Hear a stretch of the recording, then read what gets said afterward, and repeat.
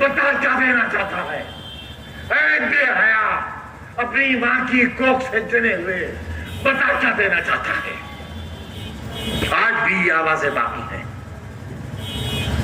आज भी बाकी है।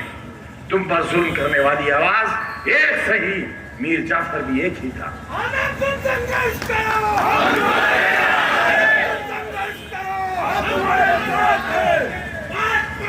मेरी मौत चाहते हो? मेरी मौत चाहते हो? मारो मुझे, मार दो गोली यहां मुझे। खुदा की कसम, वो मौत मेरी जिंदगी की तकलीफों से सस्ती होगी और अच्छी होगी। मेरे पूरे घर को मार दो। तुम्हें मालूम है जुल्म के कितने पहाड़ सह रहे हैं हम?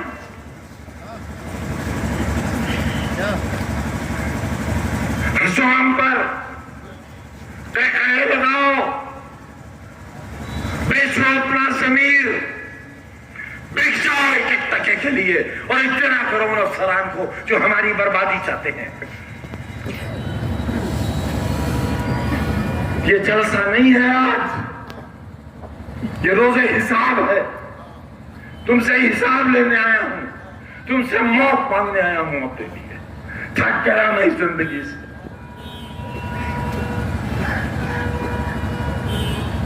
फजल खां जेल में बंद है, उनकी एरिया के आंसू नहीं देखे जाते मुझसे।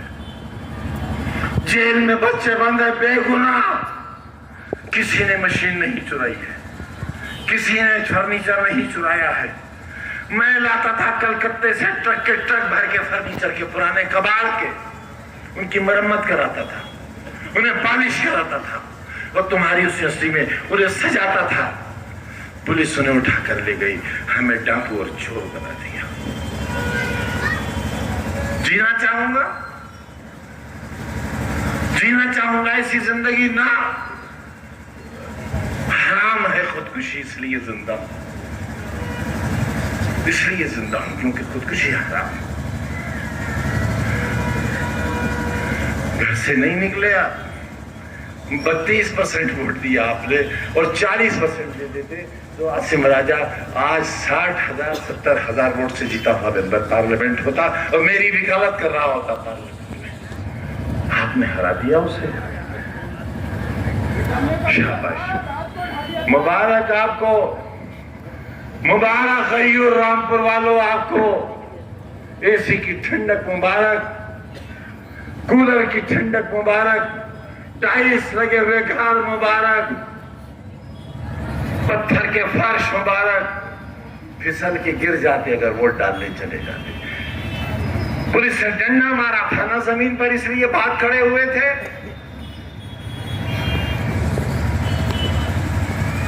अगर एक जिस्म पर भी लग जाता, मर तो नहीं जाते। मैं तुम्हारे जख्मों पर अपने दिल का खून लगाकर उनको मरहम बना देता, मगर तुम घर से निकलते तो जालिमों। राजा पठान नहीं है इसलिए, इंसान तो है, इंसान तो है। तुमने एक इंसान को जलील किया है।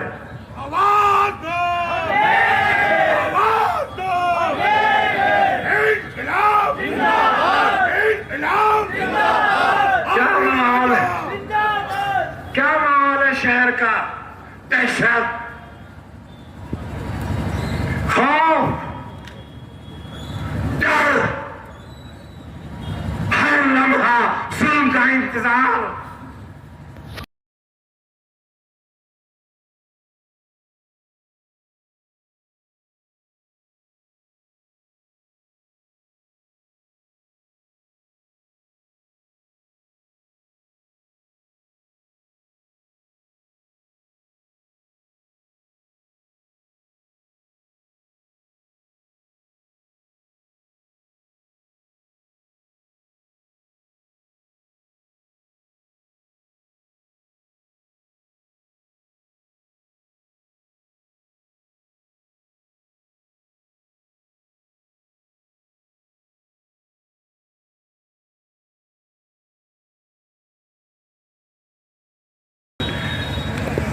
मत करना धोखा मेरे साथ। और और जान लो अच्छी तरह जान लो, भेड़िया तुम्हारे दरवाजे पे खड़ा है। अगर वो तुम्हारे घर के अंदर दाखिल हो गया, अपनी आबरूओं की हिफाजत नहीं कर सकोगे।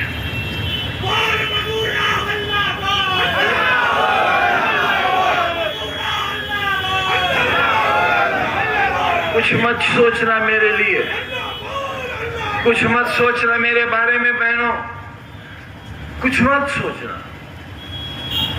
मैं तो इंतजार इस बात का कर रहा हूं किस दिन मुझे देश निकाला मिलेगा, क्योंकि अब सिर्फ एक ही जुल्म बाकी रह गया है कि मुझे हिंदुस्तान से निकाल दिया जाए। मेरा और ख्वाब देखता रहा कि आप हिफाजत करोगे, मुहाफिज बनोगे। मुझे तो सजा मिल गई, बचोगे आप भी नहीं। और याद रखना, मेरी सजा तो कब्र में मेरे साथ चली जाएगी, मगर तुम्हारे गुनाह की सजा कई नस्लें भुगतेंगी। आखिरत में जवाब नहीं दे पाओगे। मैं जब एम्बुलेंस से अपनी जिंदगी और मौत की सांसें गिन रहा था और सीतापुर जेल से मुझे निकाला गया था, यह सोच करके मैं जेल के अंदर न मर जाऊं, सीतापुर की सरहदों के बाहर जाकर मरूं, उस वक्त भी यह कलम मेरी जेब में लगा हुआ था, यही कलम था। अपने लिए नहीं, तुम्हारे बच्चों के लिए। मैं तो पढ़ चुका, मेरे गुनाह की कितनी सजा दोगे आप। मैं एमपी नहीं रहा इसलिए कि मैंने ये सोचा था कि हुकूमत आ जाएगी और मैं उस अंधेरे को एक बार फिर उजाले में तब्दील करने की मौला के करम से कोशिश करूंगा जो रह गया। उम्मीद थी कि सरकार बनेगी, यकीन था सरकार बनेगी, ना उम्मीद पूरी हुई ना यकीन पूरा हुआ, सरकार नहीं बन सकी।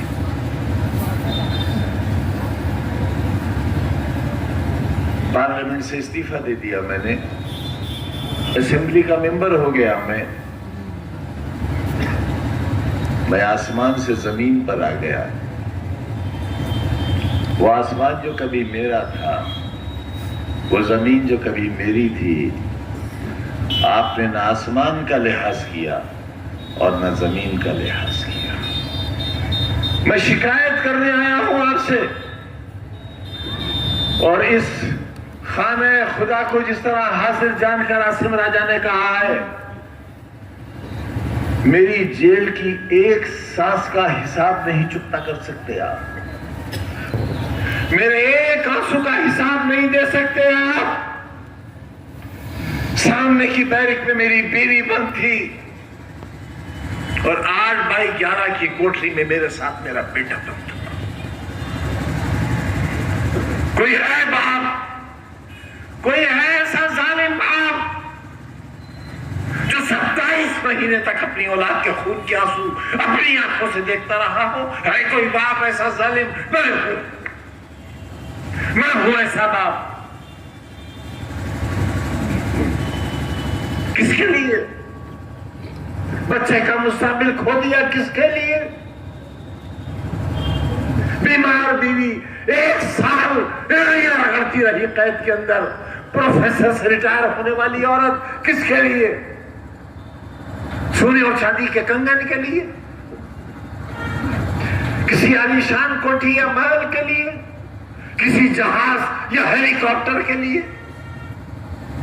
ना, इसके लिए। पार्लियामेंट का चुनाव आया और आपने आसिम रजा को हरा दिया।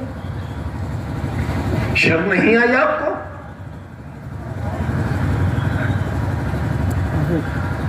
घर से नहीं निकले आप क्योंकि एसी लगा है आपके घर में,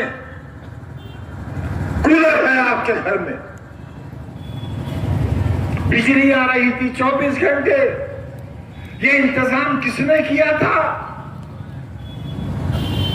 पानी की एक एक बूंद को तरसने वाला रामपुर 200 बरस पानी कम नहीं होगा।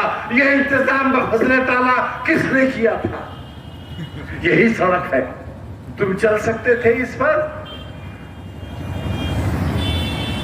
ये तैयारियां तुम्हारे कल की किसने की थी? तारामंडल, गांधी समाधि, शानदार सड़कें। पार्लियामेंट की शक्ल की नगर पालिका क्यों बनाई थी? इसलिए कि तुम्हारी जिंदगियों में खुशनुमाई नहीं थी, खुशियां नहीं थी, सजावट नहीं थी। तुम एक अंधेरे का शिकार थे। तुम एक ऐसी रियासत में रहते थे जिसका मालिक तुम्हें गधे का बच्चा कहता था। तुम्हारे अजदाद को गधे का बच्चा कहता था, और जो गधे